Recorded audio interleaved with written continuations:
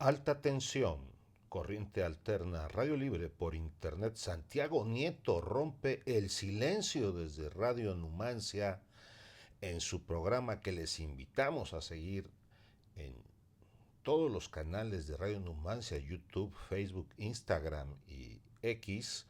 Rompe el silencio sobre el caso del ex gobernador Francisco García Cabeza de Vaca, que está activada su orden de aprehensión y con ficha roja de Interpol y próximamente será extraditado.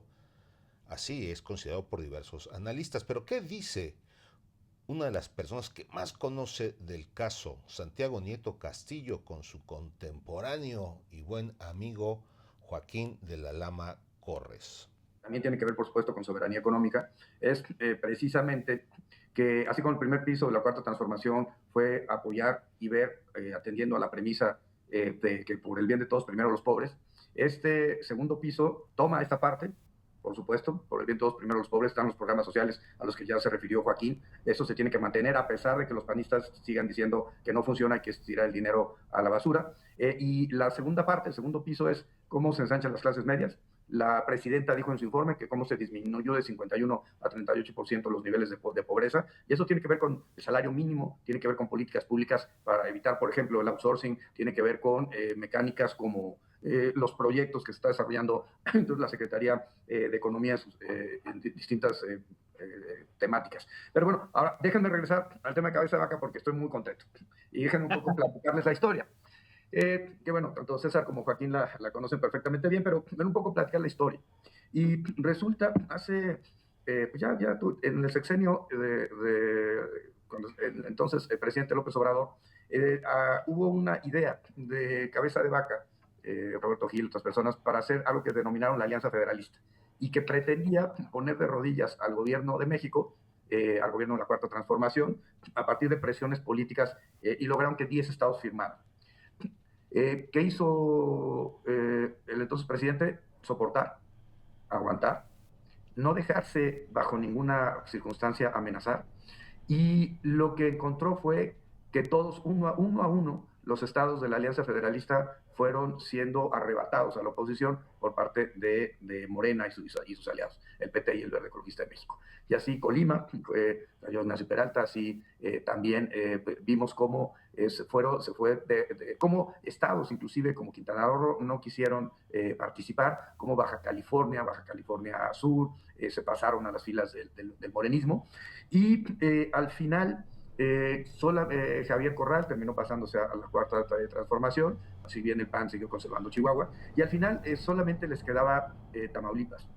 Coahuila se hizo un lado, Durango se hizo un lado, a pesar de que la oposición los mantuvo, y ellos se atrincheraron. Pero bueno, lo que encontramos es que Cabeza de Vaca tenía 28 inmuebles entre México y Estados Unidos, que había tenido relación con el cártel del Golfo. De hecho, prestó alguna vez, que había sido detenido de joven por robarse armas de un coche. La pregunta para todos los que estamos, incluyendo Joaquín: ¿cuándo te robaste armas de un coche y te detuvieron por eso? César, ¿cuándo te robaste armas de un coche y te detuvieron por eso? Y claro, el tipo, o cualquiera de los que estén viendo el programa, que pensemos un poco sobre eso, y el tipo al final, estamos calculando unos 2,000 millones de pesos de desvíos de recursos, compró un departamento con 14 millones de pesos en efectivo, que después lo vendió en 42 millones, había como cosas muy raras, varias empresas que las contrataba el gobierno de Tamaulipas y el dinero llegaba a las cuentas de Cabeza de Vaca, y por supuesto que se presentó la denuncia. Me tocó comparecer ante la comisión instructora de la Cámara de Diputados y Diputadas, y se obtuvo ante la denuncia que presentó en su momento, la solicitud de declaración de procedencia de la Fiscalía General de la República, el desafuero. Él promovió, el Poder Judicial será otro, y le concedieron 16 amparos. Se le permitió que se le regresaran las cuentas, después inventó que el documento del FBI era falso, se atrincheró, no quería dejar el gobierno, y pensaron eso, que iban a ganar la elección. Y ahí Américo Villarreal se enfrentó. Hoy saca un video Cabeza de Vaca diciendo que él denunció la corrupción del huachicol fiscal. Y también quiero hablar sobre esto, porque no es menor. Desde la UIF, en la administración anterior, se presentó una denuncia contra un personaje que se llama León Krautz, Este personaje era el jefe de escoltas de Enrique Peña Nieto y fue el primero en desarrollar un esquema de huachicol fiscal. Él se dedicaba a importar desde Tamaulipas con la anuencia del gobierno del Estado y con la colaboración y complicidad del gobierno del Estado, sin pagar los impuestos correspondientes, hidrocarburos provenientes de particularmente de Estados Unidos.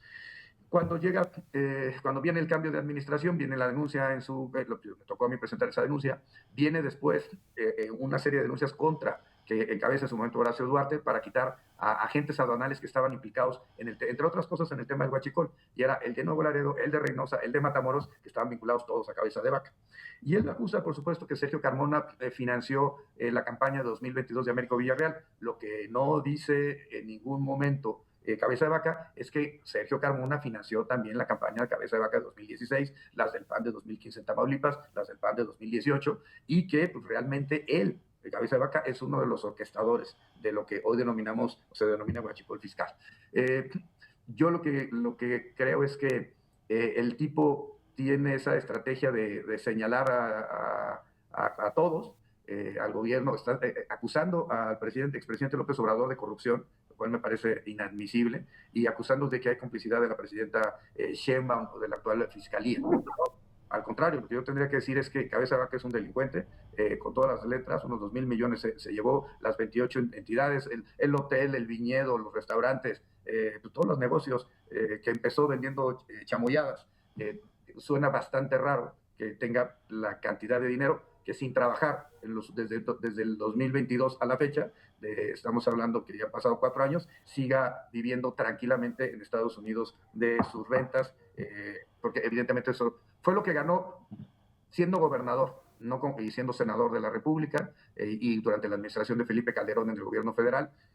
Pero evidentemente, si hacemos el comparativo como se hizo de sus ingresos versus lo que ganó como senador o como gobernador, no tiene nada que ver. Y bueno, por supuesto que es información que proporcionó en su momento las autoridades norteamericanas. Entonces, sí, muy contento, se le niega el amparo, ese juez que le había concedido 16 amparos está suspendido por el Tribunal de Disciplina Judicial que encabeza nuestra paisana Celia Maya, y bueno, yo muy contento, pero bueno, les pregunto... Sí, bueno, es que son méritos del gobierno de la República y son méritos de funcionarios que cumplen incluso más allá de su deber, ¿no? Realmente, como hemos visto esta semana con Omar García Harfuch y todo el gabinete de seguridad, la verdad es que se aplauden este tipo de acciones y que haya servidores públicos que tienen la interés de enfrentarse a, como tú dijiste, organizaciones delincuenciales que trascienden las fronteras, ¿no? Que tienen poderes transnacionales, ¿no? Y yo quisiera también mencionar, ahora yo voy a volver al tema. Amigas y amigos, rompe Santiago Nieto Castillo el silencio, habla de la alegría que le da, que carece de amparos, de cualquier protección jurisdiccional, el prófugo de la justicia mexicana, el exgobernador, el exgoberladrón de Tamaulipas, el exsenador de las Moches, el clan Cabeza de Vaca está muy preocupado por la cercana detención y extradición de Francisco García Cabeza de Vaca. No haya que hacer Gil Schwartz. Y Santiago Nieto se ríe socarronamente. Esa risita es lo que más calienta. Hasta la próxima, amigas y amigos. Y no dejen de suscribirse aquí a Radio Numancia y al canal de un servidor, Benjamín Castro Olvera también. ¡Qué buenos contenidos se están haciendo, estamos haciendo, dijo el otro, en Radio Numancia! Hasta la próxima, amigas y amigos.